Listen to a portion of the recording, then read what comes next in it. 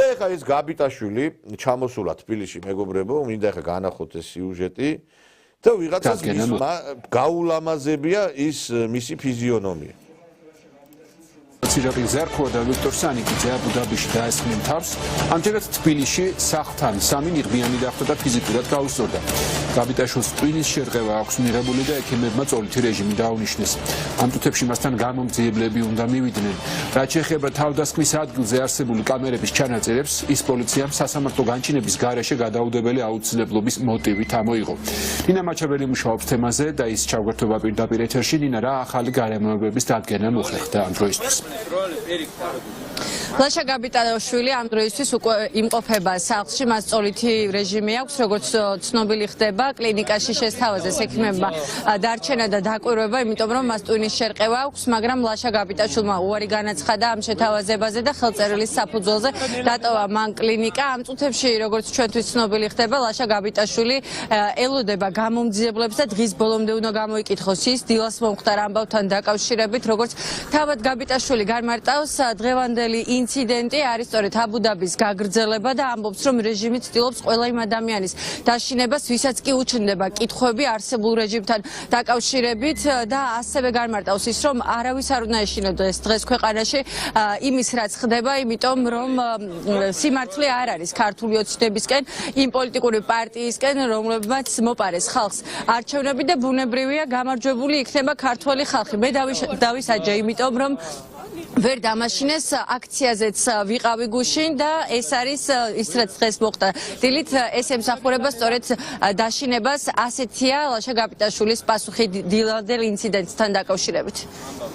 Დახს როცა ვასეირნებდი, ესე იგი უცებ არ ვიცი მოულოდნელად სამი ადამიანი დამესო, ვერც დავინახე როგორ მომიახლოვდნენ და ძირს დავარდი და მე აფექტის მდგომარეობაში ვიყავი და არ ვიცი აი საერთოდ ვინ იყვნენ, რა იყვნენ, სახეუჩანდად არ ჩემიხედი, ანუ სხვანაირად მიდიოდა ვითარება. ანუ გინების და იმის მეტი არაფერი რა. ეს არის აბუ-დაბის გაგრძელება, უბრალოდ ეს პერსონალურად იმ ხალხის, ვინც ჩემთან ერთად კაპეზეზე იყვნენ, არ ამგონია, უფრო ეს არის რეჟიმის პასუხი. აბუ-დაბიში რომ მოსაკითხად მივედი, რომ კითხვებით მივედი დეპუტატის წევრებთან, რომ მიმდინარე მდგომარეობაზე პასუხისმგებლობა აიღოთ და მეკითხა თუ რა იქნებოდა. შესაბამისად, ეხა რეჟიმი ცდილობს რომ დააშინოს ყველა ადამიანი, ვისაც ესეთ შეკითხვები გაუჩნდება. ვინც ისეთ სიტუაციაში კითხავს ამას, რომელიც მათთვის კომფორტული არ არის. და ეს ყველაფერი ზეწოლა არის, ანუ უნდათ რომ ხალხი გატეხონ, რომ არ გავიდეს აქციებზე. მე გუშინ აქციაზეც ვიყავი და ალბათ ეს ყველაფერი ძალიან აღელვებდა, უნდათ რომ სამაგალითო დავისაჯე. შესაჩინებელი არაფერი არ არის და ვინმე თუ უნდა შეშინდეს, ეს ისინი უნდა შეშინდნენ და მზად არიან, იმიტომ იღებენ ამ კანონებსაც, რომ ისინი არიან დაშინებული. მათ სიმართლე მათ მხარეს არ არის და შესაბამისად ამით ცდილობენ ტიტუშკებით, ახალი კანონებით ცდილობენ რეჟიმის დაცვას. სასწრაფო სამედიცინო დახმარების აი ხა ეს ადამიანი რომელიც აღმოჩნდა, მე ყოველგვარ ძალადობას ვეწინააღმდეგები, მაგრამ რასაც დათესავ, იმას მოიმკი.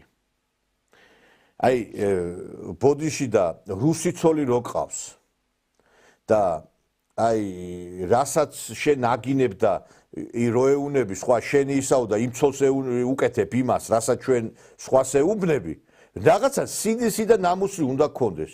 რასაც შენ ცოლს უკეთებ ლოგიში და იმას რო აგინებ რუსების დედაო, ნამუსი მაინც არა გაქვს, მაინტერესებს ერთი?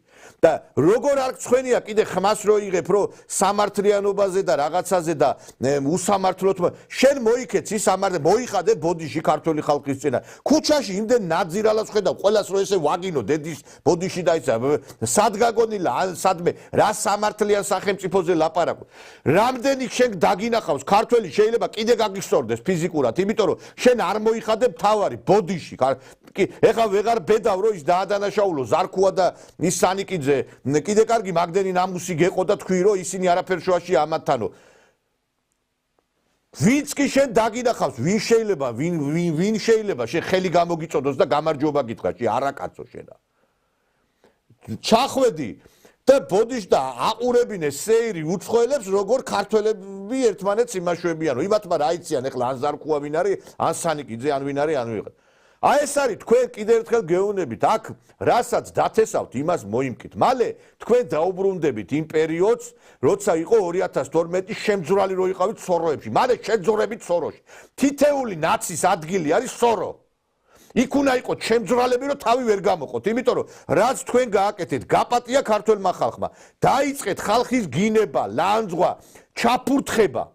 და რაღაცეები, საშინელებების ლაპარაკი, მივარდნები, მოვარდნები, მანქანების აი როგორ იქცევით თქვენ და მე გიკვირთ რომ ვიღაცაო ფიზიკურად მე კიდე ერთხელ ვიმეორებ, არ მივესალმები, ვინც არ უნდა იყოს, სულ რომ მტერი იყოს ფიზიკურ ანგარიშწორებას, მაგრამ იმ ხელა ბოროტება დათესეთ.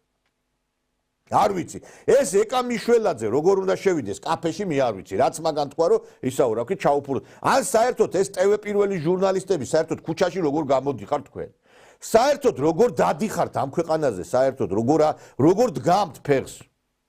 კაცი რომელიც ესე იგი ადგება და ქუჩაში მიაძახებს ის აი ჩვენ სისხლის სამართლის კოდექსში გარდა იმისა რომ ხელისუფლების წარმომადგენლებზე შევიდა იქ ცვლილება რომ თუ კი რაღაცა იმას რაღაც გარკვეული მუქარა იქნება ძალადობა იქნება აი ეს გამკაცდა კი წვრილმანი ხულიგნობაზე მოიმატა სასჯელის მან რაოდენობრივად უფრო ანუ ადმინისტრაციულმა პატიმრობამ მოიმატა მაგრამ მე ვფიქრობ პოლიტიკური ნიშნით ადამიანის შეურაცხყოფა უნდა იყოს დასჯათი იმიტომ რომ ეხლა ესენი რომ დაძდევენ ადამიანებს და აი რაღაც შეურაცხყოფას აყენებენ ეს არ უნდა დასჯეს დაუსჯელი. წინააღმდეგ შემთხვევაში მივიღებთ აი ამ სურათს. აგერ ხალხი ისე გამწარდა რომ ქუჩაში რო ხედავენ აი ესეთ არარაობებს, ხედავთ აგერ როგორ გაულამაზეთ ცხვიპირი.